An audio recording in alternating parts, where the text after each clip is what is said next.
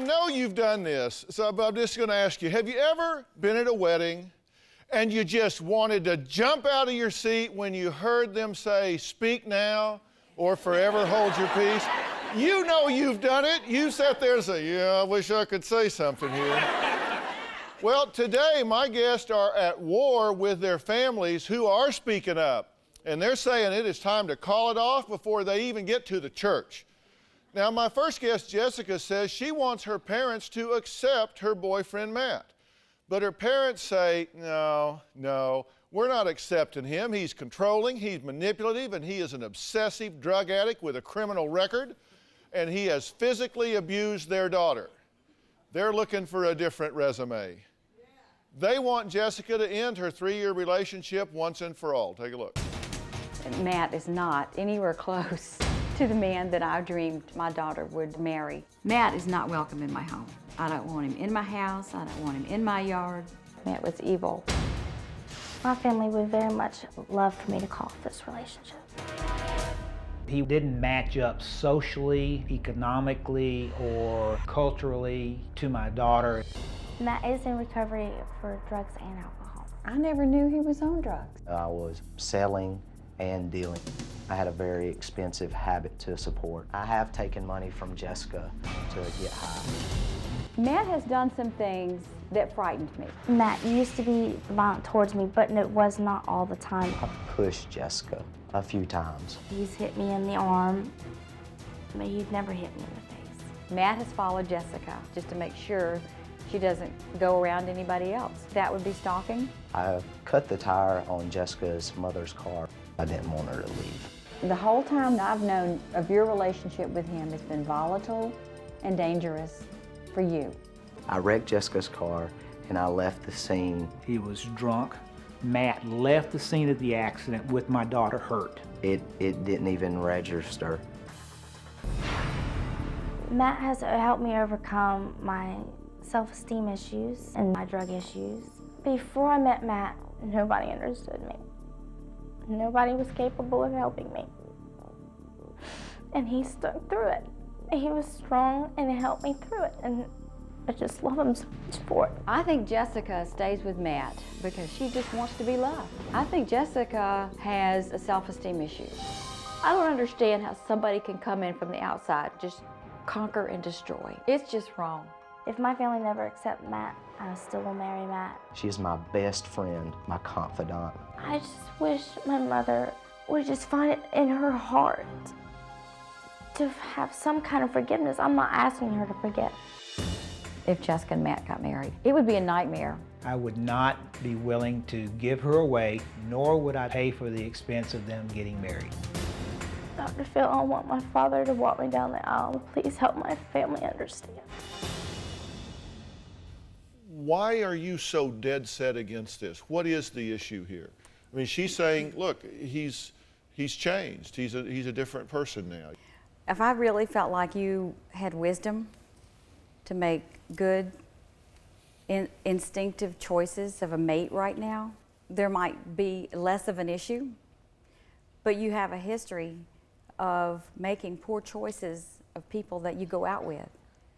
I feel like you don't have the self-esteem. You ought to be flicking a guy like this off your shoulder. He does nothing for you. He doesn't build you up. You have never, ever once told me why you loved him, other than that you just love him. Can I say, the only reason I never say anything is because every time I come out with you anything, you had something negative come back at me, and I don't like talking to you about things because it hurts me every time you say something negative. You just don't want to face the truth. The reason we don't have anything positive to say is because we can't find anything positive.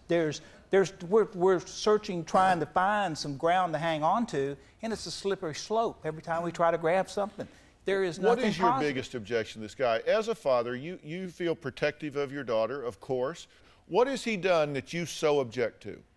Don't speak in abstractions. What is it about this boy you just don't like? From my daughter's health, well-being, safety, whole ball of wax. I mean, evidence when he left her at the wreck, when he slashed her tire so she couldn't leave the apartment to come, get help. Those kind of things just say my interest is in myself, not in the person that I'm with, that I'm going to keep that person under control. She's going to college, she's doing well. He told her she could never go to school. No, he never said that I could never go to school. Why was it okay with you for him to do those things? It's not that it was okay. I was in a sick mental state, and he was in a sick mental state. Okay, but it was okay with you at the time because you kept going. You stayed in the relationship. He has been abusive with you. He has been negligent of you. He has been completely disrespectful of the law, of his own well-being, your well-being. He's put both of you at risk. I'm not saying you've been innocent in all this. We'll get to that in a minute. But why has that been okay with you? Why would you not, as your mother says, flick somebody like that right off your shoulder, right out of your life? Why has that been okay with you? Because I saw deeper than the issues. I saw somebody sick and suffering, just as I was, that needed help. Everybody else gave up, and nobody was there to help me when I asked for help. But you have an excuse for everything that he does. You say, well, okay, he hit me in the arm, but he would never hit me in the face. Let me tell you, the best thing you can say about your intended is, well, he don't hit me in the head. That's not exactly a good resume. I mean, come on, the fact that that was okay with you at any time makes me question your judgment about it now. And that's why I'm asking about it. If you want me to support this and tell your parents, look, new day, get over it, give these kids a chance to be who they are now, not who they were. That's what you want me to do. Then you need to convince me that you are in a new day. You need to convince me that you are looking at this rationally and not defensively and blindly sweeping it away and wanting to pretend that it isn't true. My brother Matt and my boyfriend Matt got in an altercation because my brother Matt did not like the way my boyfriend Matt was treating me. What I remember is they came over to the house and her brother stood in front of me and said, "Get up, go outside, I'm gonna kick your ass." I went to stand up and I was thrown over. And from what I remember, that's when the other three guys came into the picture with a baseball bat. I was stomped in the forehead, in the face, had a cracked rib. I was really busted up. Later, my boyfriend Matt and I pressed charges against my brother. I was on one side of the courtroom with my son, and Jessica was on the other side with this idiot boyfriend who brought pictures of his black eyes to the courtroom to prove that my son hit him. Okay, I don't trust the guy. He's caused so much damage in my family. Well, today my guests are saying call it off. Ellen says her daughter Jessica is only with her boyfriend because she has some kind of Mother Teresa complex and finds the bird with the broken wing and wants to fix him. But Jessica says, no, Matt is the love of her life, and she just cannot understand why her parents cannot accept that that's her position and therefore get behind her and support it. So, Matt, we're adding you to the conversation. They've actually said you are the devil, that you are just an evil, vicious, abusive, and hurtful guy. True or false? False today. When I was in active addiction, they have every right to feel the way y'all do. I was self-seeking, selfish, self-centered, manipulative. I was a horrible person in my addiction. I do not deny that today. You've been in and out of rehabs since I've known you. And I'm sorry for your addiction. Yes, you ma'am. need help. Yes, ma'am. But you don't need to bring my family or my daughter down while you're trying to get well. Yes, ma'am. I understand. I have been in rehabs before, but I'm in recovery now. You've been in recovery for 2 years. Give us a break. You know, Jessica walks away from you. She's glad when she comes home. And then you just call her on the cell phone and she just melts and starts over again. You what? I call him, he doesn't call me. Oh, so you're going to make another excuse for him. It's not an excuse, it's the truth. You've been clean and sober how long? Over 60 days now was the last time I used. 60 days. And people laugh, but to me that's amazing because I was such in a place in my addiction that I couldn't even see 60 days ahead of time. Okay, and how long has it been since you've used? Almost 2 months. Almost 2 months. When I went back home, I got So really, you really... lied about that too? You said you've been clean for a year? Are you just saying that? I'm sorry. That's news to me. You used 2 months ago, right? Yes. What'd you do? Meth. You did meth 2 months ago. Y'all met at a meth house, right? Originally, when you met, you were at a meth house? Yes, sir. It's like, I'm fighting. I'm really fighting for my daughter. I don't understand somebody who can be as forgiving and forgetful with as many situations as she's been through with Matt. My mother is against me marrying Matt because she does not think he is good enough for me. 3 strikes, you're out. You know, you just out. I mean, move on, girl. Just move on. Well, Ellen and Bruce say their daughter Jessica's boyfriend, Matt, is the devil. They have no respect for him, don't trust him, predict he's going to continue to go in and out of rehab and recovery, use, abuse, and exploit their daughter. But Jessica says Matt is the one. And she says she wants to marry him by the end of this year. Now, her parents are here to just say, I don't want you to do that. I want you to stop this and get it out of your head. What's your sense of urgency? Why do you need this relationship? It's not really that I need it, he's my other half. He makes me feel much better about my day when I wake up. He's my best friend. I know I can tell him and go to him for anything, even the things I can't even tell my mother because I'm afraid of the judgment that's going to come behind it.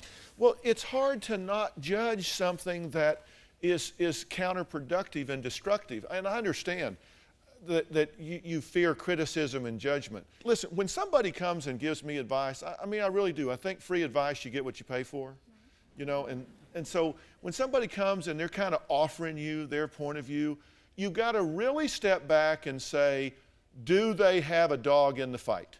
Right. Do they have an agenda here? Like if somebody comes and says, this is a wonderful car, Dr. Phil, I think you should buy it. My first question is, do you own it? And if they say, well, yeah, I do. Oh, well, okay, I'd rather talk to somebody who doesn't own it to tell me it's a wonderful car. I have to look at their agenda, right? What is your parents' agenda? What's their agenda? Do you think that they're sitting there saying, we need to make this little bitch miserable? I mean, do you think that's what they say at home? Or do you think that they sit behind closed doors and say, this is our precious child. This is our baby. This is the most beautiful girl in the world, and we want her to be happy and healthy and thriving and do wonderful in this life. I know they want the best for me, but sometimes I feel like it's more what they think is the best for me. Do you really question their motive, though? Not their method, their motive. Sometimes. So you really think they don't want you to be happy? I know they want me to be happy. Okay, well then you don't question their motive. Their motive is for you to be happy, healthy, and safe. Now, you don't agree with how they think you should get it. Right. But you do agree that their motive is pure. Right. Their method may be flawed in your opinion, but you agree their motive is pure. That's important. Right. They do want the best for you. John, how do you feel about this? You're the brother. I want nothing but the best for Matt, you know, for his rehab to continue. But I think my sister is at a point in her life where she's making good grades, she's starting to make better decisions, she's got a good job. I mean, I don't think anybody here would disagree with me. She's beautiful, she's talented, she's funny. She deserves the best that the world has to offer. Well, I couldn't agree with you more that you deserve the best, as do you, Matt. And by the way, I don't mean to trivialize where you are in rehab. I just recognize where it is. I mean, right now, you know, you got to crawl before you walk and walk before you run and run before you fly. And you're kind of making very lofty decisions when you're still crawling. And I admire you for doing the crawling. You got to start somewhere. Jessica and I went shopping. We went into Guess, Coach, Tiffany. She says, oh my gosh, I'm going to look great when I go out. Her intention was to go out and start dating and having fun and being single. If I'd have known she was still with that pothead, we'd have gone to Walmart.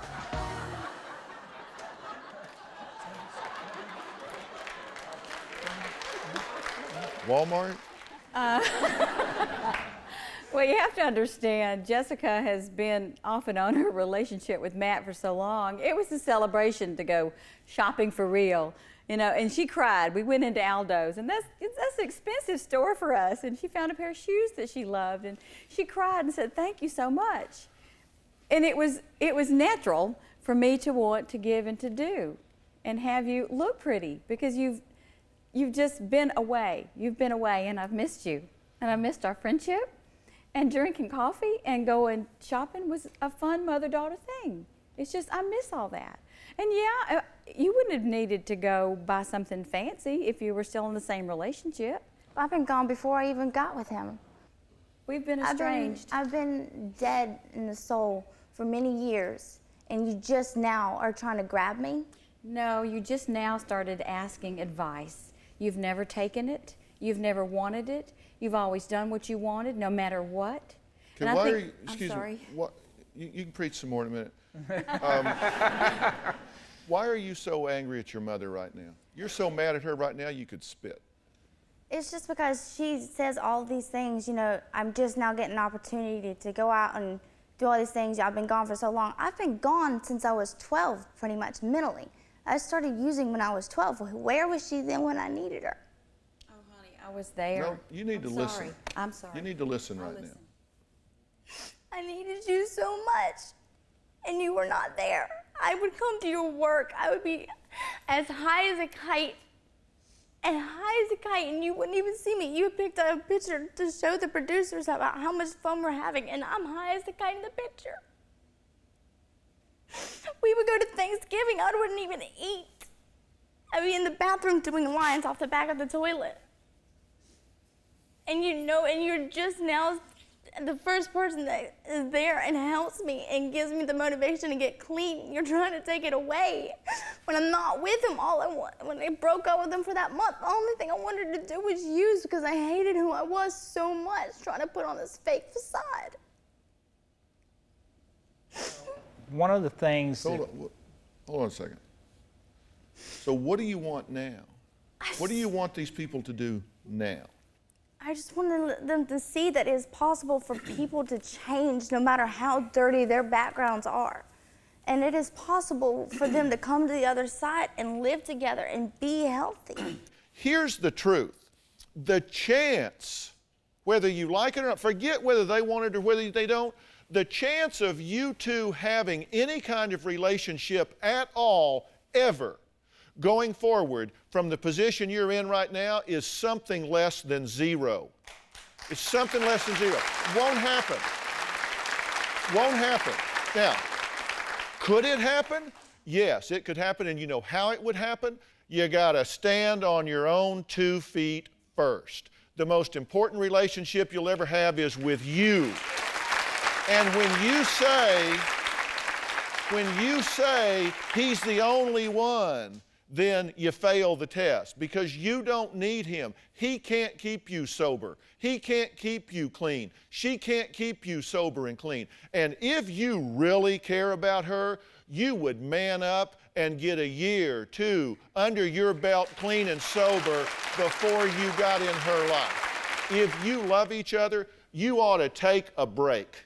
You ought to not see each other, not talk to each other for at least 90 days. Truly give yourself a chance to stand on your own 2 feet. Let your heads clear. And if at the end of that time you want to talk, at the end of that time you want to see how each other's doing, make that decision then. I will get you some help if you want it. If you'll take it, I'll arrange you some help. I'll arrange you some treatment. I will get you the things that you need to start loving yourself again and recognizing your worth and value. I will arrange that for you. I'll make it happen. But you've got to do something for me. You two need to be apart right now. Just plain and simple. I want you to think about that, and I'm going to ask you about it before the end of the show. While they're thinking, how am I doing, Mom? Bring it on. I mean, I'm just telling the truth, whether you agree with me or not. No, I agree. I didn't ask y'all. I just told you what I thought because I call them as I see them. Will you think about it? And I'm going to ask you at the end of the show. Well, today I've got guests who are saying to their loved ones, you need to call it off. Do not do this. Stop. Don't do it. Rebecca and James say their 19-year-old brother Jerry's about to make the biggest mistake of his very young life, which is marrying 30-year-old single mom of 2, Jessica. Now, the wedding is in less than 2 weeks, and they say Jerry needs a serious wake-up call. My brother, Jerry, needs to call his wedding off. This is ridiculous. He's too young, she's too old. He is wonderful. He's kind, loving. There's nobody else in the world I'd rather be with. I can't wait for our big day.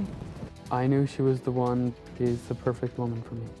Jerry's in a very different place in life than Jessica is. He's fresh out of high school. He's never had a job. James is a jealous jerk, and he needs to get a life and leave me alone. Jessica has 2 kids. He doesn't have a job. It's just a bad situation to be in. They're rushing into this. They just need to wait a year and find out who each other are, get their feet on the ground, get a job. They're moving too fast. We were seriously dating for 2 or 3 weeks before I proposed to Jessica. Jerry is very mature for his age. Jerry speaks his own mind. I do not tell Jerry what to do. Jerry is being walked all over. My sister Rebecca has tried to get me down my entire life and needs to go to hell. I don't like my sister at all. All my life, she has done nothing but hated me. I have 8 other siblings. 6 of them are against Jerry and Jessica getting married. It's the siblings' personal choice if they want to attend the wedding or not. I'm not going to be offended either way. I'm not going to the wedding because I do not support their marriage. I am not going to go to the wedding. I don't wish to have a relationship with them. They can disappear. I don't care. They probably just think I'm an idiot and don't know what I'm doing. They just don't know me. I am currently living with Jerry's mom and dad at their house with my 2 children. Jessica is taking advantage of my brother and my parents. This is Jerry's first sexual relationship. In Jerry's mind, it's going straight to, all right, now we've had sex, now we need to get married. Me and Jerry are waiting to have sex until we're married. I honestly believe that he had sex with this girl for the first time and thinks he fell in love, when it's just lust. Jerry and Jessica's relationship will end in divorce if they were to get married. Now they're just butting in. They think they know me when they haven't even tried to know me. So tell me why you're getting married so quick. Because we decided to get married. We've known each other for 3 years and we love each other. We've known each other for 3 years, but you just kind of met and knew each other because you were like 16, right? Yeah. Because 3 years, you were 16 years old. Yeah. And now you're 19. Have you had a lot of girlfriends? I've had plenty of girlfriends. Yeah. Is that true? Not to my knowledge. To my knowledge, you've had maybe 1 or 2 previous to her. What gets me is at Christmas, not too long ago, Christmas, I specifically asked you if you had any interest in any of my brothers. I know we were talking about Roger, and then I asked you if you had any interest in any of my brothers, and you said no. I come home. No, that's not what I said. And I came home, and a week later, I get a call, you're getting married? No. I said to you that I was interested in one of your brothers, but I did not tell you which one. That's what I told you.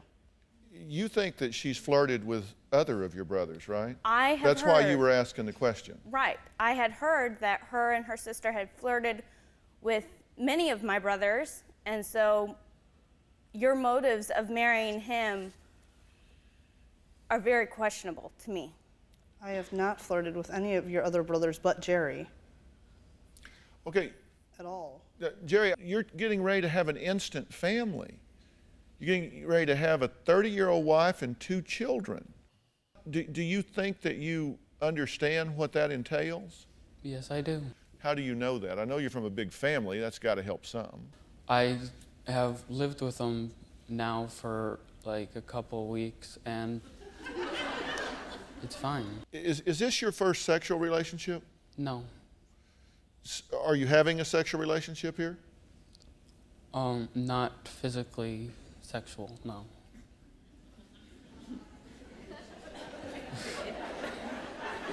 Okay. All right. I honestly feel that he's not ready to be a father of 2 kids. I've heard they call him daddy and he babysits them, and they've tried and play him into that role, but I don't think he realizes that being a father is more than just babysitting. When we got engaged, Jerry told them that they can call him Dad. And I said, okay. I didn't think he'd jump right into it like that, but he did. And they do. They do call him Dad, and they do love him like a dad. I love them as they were my own children. Well, 19-year-old Jerry and his 30-year-old fiancée Jessica say they're in love. They plan on getting married in less than 2 weeks after being in a relationship for 2 weeks. But Jerry's siblings say that Jessica is an opportunist looking for a father for her children. They think she has seduced their brother. You are a smart guy. You have to know that being a father at 19 of 2 kids, that you are not prepared for that. There's no way you could be. You're 19, and you're going to go from no relationship to 4 weeks into a relationship. Bang, you have instant family, just add water and family. Does that not scare you? Not really, no. Okay, that's the answer I thought I was going to get, and that's the answer that tells me you absolutely, unequivocally should not do this. Because if that doesn't scare you, come on, Jerry, if that doesn't scare you, that's like somebody getting ready to ride a motorcycle off the edge of the Grand Canyon. Does this worry you? Nah. No, hell no. Then that tells me they don't know. They don't know what's getting ready to happen. This is ridiculous. You don't have a home. You don't have a way to have a home.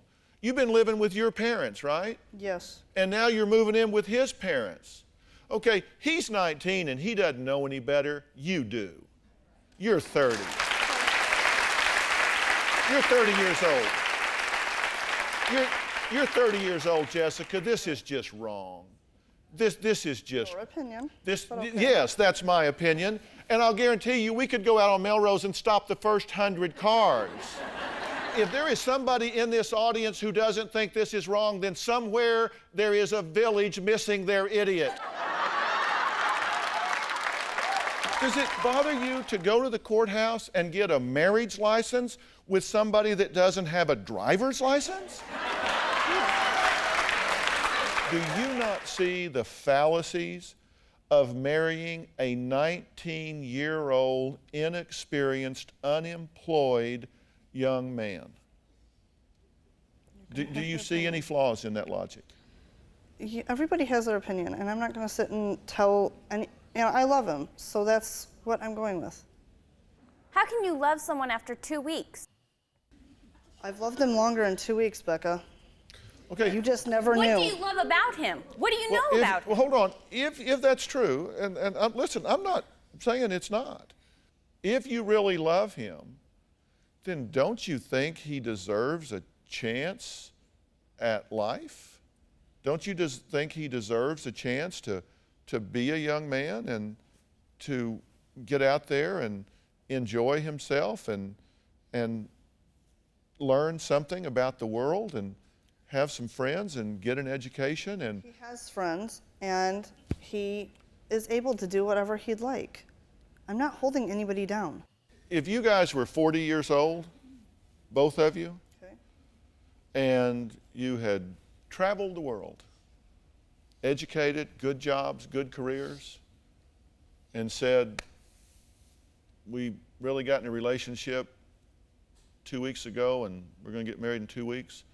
If you were 40 and experienced and mature, I would tell you that was a higher form of insanity that was destined for failure, because there are things you have to do. You have to prepare for marriage. You have to go through premarital counseling and plans and have a plan, an economic plan and a life plan, and know and learn about each other, and all of those sorts of things that have to do with merging 2 lives together.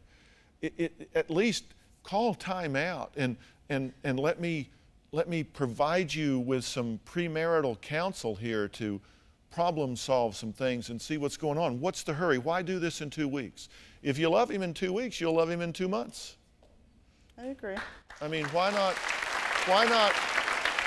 at least call time out and let's get some opportunity here to actually prepare and deal with some of these questions. And if you run into a deal breaker, then you run into a deal breaker. But are you willing to call time out and prepare?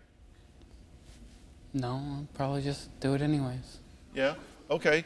Are you willing to call timeout and prepare? I'm not going to call timeout. No, I'm getting married next week. You're getting married next week? Yes. Even though you recognize that you could only improve the chances of compatibility by doing some responsible preparation, whether it be through the church or through independent counsel or whatever, that you would improve your chances of success by delaying it.